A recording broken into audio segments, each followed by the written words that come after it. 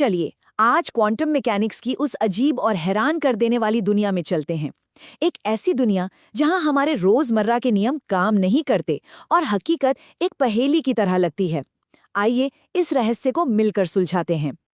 तो हमारी ये कहानी शुरू होती है क्वांटम फिजिक्स के सबसे मशहूर और सच कहूं तो दिमाग चकरा देने वाले एक्सपेरिमेंट से, डबल स्लिट एक्सपेरिमेंट। ये वो एक्सपेरिमेंट है जिसने हकीकत को लेकर हमारी पूरी समझ को ही चुनौती दे दी।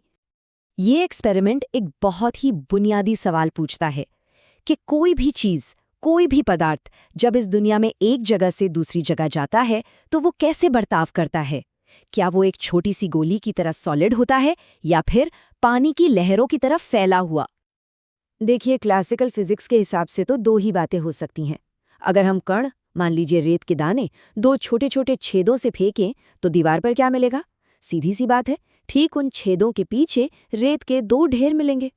और अगर हम पानी की लहरें भेजें तो वो लहरें फैलेंगी, एक दूसरे से टकराएंगी और एक इंटरफेरेंस पैटर्न बनाएंगी। मतलब कई सारी धारियों वाला एक कॉम्प्लेक्स पैटर्न।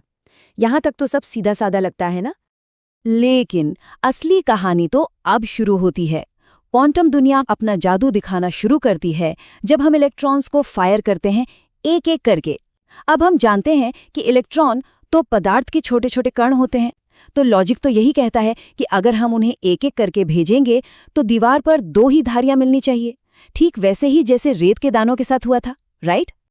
लेकिन जो रिजल्ट मिलता है वो हमारी सारी उम्मीदों, सारी समझ से बिल्कुल परे है। एक एक करके भेजने के बावजूद इलेक्ट्रॉन धीरे धीरे एक तरंग जैसा, एक इंटरफेरेंस पैटर्न बना लेते हैं। ये कैसे हो सकता है? ऐसा लगता है मानो हर एक इलेक्ट्रॉन एक ही वक्त में दोनों छेदों से गुजरा हो और फिर खुद से ही टकराकर ये पैटर्न बनाया हो। ये सुनने में नामुमकिन लगता है, पर यकीन मानिए यही क्वांटम की हकीकत है। तो फिर इस नामुमकिन से दिखने वाले पैटर्न का आखिर मतलब क्या है?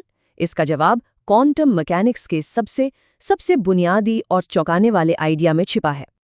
इस आइडिया को कहते हैं वेव पार्टिकल ड्यूअलिटी, यानी तरंग कण द्वैतता। इसका सीधा सा मतलब यह है कि क्वांटम दुनिया में चीजें सिर्फ कण या सिर्फ तरंग नहीं होती, वो असल में एक ही समय में दोनों होती हैं। ये इस बात पर डिपेंड करता है कि हम उन्हें देख कैसे रहे हैं।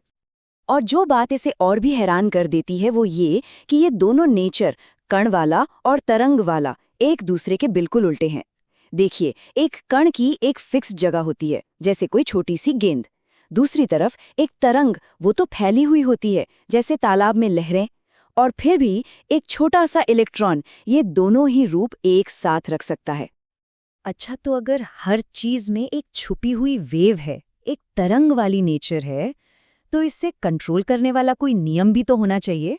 और यहीं पर एंट्री होती है महान फिजिसिस्ट लुई डी ब्रोगली की। साल 1924 में डी ब्रोगली ने एक ऐसा आइडिया सामने रखा जिसने सबको चौंका दिया। उन्होंने कहा, हर गतिशील कण एक तरंग से जुड़ा होता है। मतलब ये डुअलिटी सिर्फ लाइट या फोटॉन्स तक ही सीमित नहीं है, बल्कि पदार्थ के हर कण पर लागू होती है। हर चलती हुई चीज, चाहे वो एक इलेक्ट्रॉन हो या फिर एक क्रिकेट की बॉल, अपने साथ एक तरंग लेकर चलती है। और उन्होंने सिर्फ ये कहा ही नहीं, बल्कि इसे साबित करने के लिए एक मैथमेटिकल इक्वेशन भी दी। इस सिंपल से फॉर्मूले से हम किसी भी चलती हुई चीज की वेवलेंथ, यानी उसकी तरंग की लंबाई का पता लगा सकते हैं।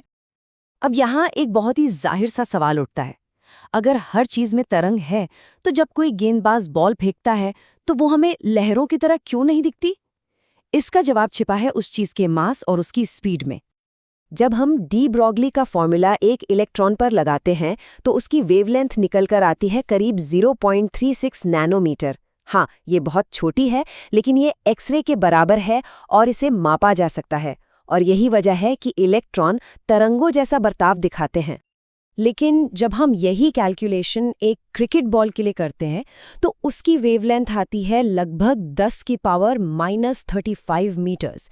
ये नंबर इतना छोटा है, इतना ज़्यादा छोटा है कि इसे मापना तो भूल जाइए, हम इसकी कल्पना भी नहीं कर सकते। और बस यही वजह है कि हमारी रोज़मर्रा की दुनिया में हमें क्वांटम इफेक्ट्स देखने को नहीं मिलते। इस वेव पार्टिकल डुअलिटी का एक और भी गहरा और शायद सबसे मशहूर नतीजा है, जिसे हम जानते हैं वर्नर हाइजेनबर्ग के अनसर्टेनिटी प्रिंसिपल के नाम से। ये प्रिंसिपल कहता है कि कुदरत में एक फंडामेंटल लिमिट है, एक सीमा है कि हम किसी कण के बारे में कितना जान सकते हैं। आप किसी भी कण की एकदम सटीक पोजीशन और उसका एकदम सटीक मोमेंटम एक ही वक्त में कभी नहीं जान सकते। ये एक तरह का कॉस्मिक ट्रेड ऑफ है। एक के बारे में जितना ज्यादा जानेंगे, दूसरे के बारे में उतना ही कम पता चलेगा। इसे एक आसान से उदाहरण से समझते हैं। मान लीजिए आप एक अंधेरे कमरे में टॉर्च से एक इलेक्ट्रॉन को ढूंढ रहे हैं। अगर आप बहुत बहुत तेज रोशनी का इस्तेमाल करते हैं तो हाँ, आप उसकी एकदम सटीक जगह का पता लगा लेंगे। लेकिन उस तेज रोशनी का फोटॉन इलेक्ट्रॉन से इतनी जोर से टकराएगा कि उसका मोमेंटम पूरी तरह बदल जाएगा। दूसरी तरफ अगर आप बहुत ही धीमी डिम लाइट का इस्तेमाल करते हैं तो आप उसके मोमेंटम को तो डिस्टर्ब नहीं करेंगे, लेकिन आपको उसकी पोजीशन का सिर्फ एक धुंधला सा अनसर्टेन आइडिया ही मिलेगा। तो ये सब सुनने में बड़ा अजीब और एक दिमागी कसरत जैसा लग सकता है ना, लेकिन ये सिर्फ कोई थ्योरी नहीं है। ये मॉडर्न फिजिक्स की और असल में हमारी पूरी हकीकत की समझ की नींव है।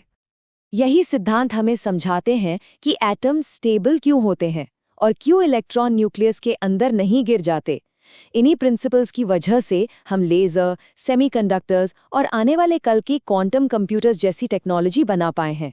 ये हमें क्लासिकल फिजिक्स की हदें दिखाता है और हकीकत की एक बिल्कुल नई, एक ज्यादा फंडामेंटल परत हमारे सामने खोल कर रख देता है। जैसा कि perimeter institute for theoretical physics का ये कोटेशन कहता है, क्वांटम लेवल पर चीज़ों की ये जो वेवीनेस है, यानी उनका तरंग वाला जो नेचर है, वो पूरी तरह से बदल देता है कि पार्टिकल्स एक दूसरे से कैसे इंटरैक्ट करते हैं। और इसका मतलब है कि हमें इस सब एटॉमिक दुनिया के बारे में सोचने के लिए नए तरीके अपनाने ही होंगे। और आखिर में ये सब हमें एक बहुत ही गहरे सवाल पर लाकर छोड़ देता है। अगर हमारा पूरा ब्रह्मांड, उसकी नींव ही संभावनाओं और अनिश्चितताओं पर टिकी है, तो फिर जिसे हम ठोस हकीकत कहते हैं, उसका असली मतलब क्या है? इस पर सोचिएगा जरूर।